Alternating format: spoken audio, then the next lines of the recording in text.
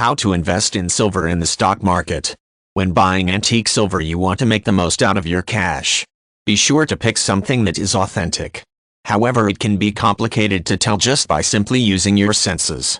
To make sure that the items you purchased is not undercarat, experts recommend buyers to survey hallmarks printed on the antique. What are hallmarks? Why is it so defining? Hallmarking is the oldest form of consumers' protection when it comes to this kind of trading.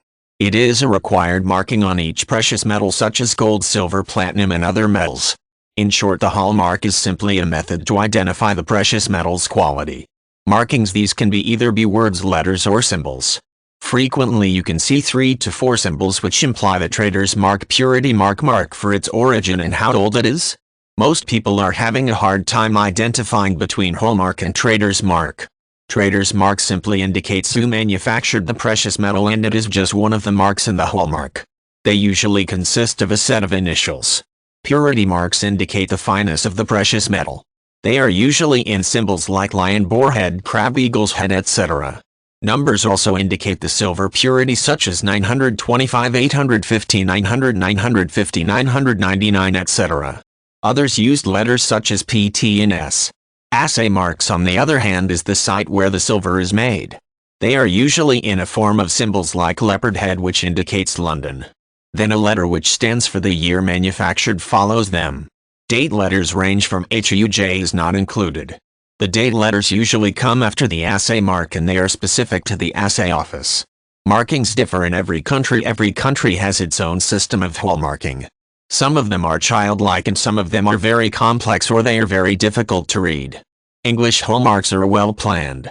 They follow a systematical approach with their marking system. They use various kinds of symbols for the purity marks, trader's marks, and assay marks.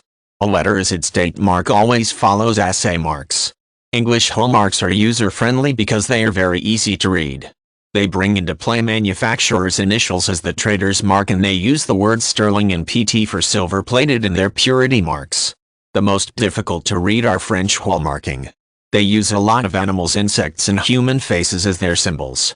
Moreover, they never use numbers in their hallmarks. Use hallmark references. It is difficult to memorize the marking system because it differs per country. It is much better to have a hallmark encyclopedia as your reference, or search in the internet for further hallmark symbols. Use it each time you buy antique silver in order to ensure that you are buying a quality one and not substandard antique silver.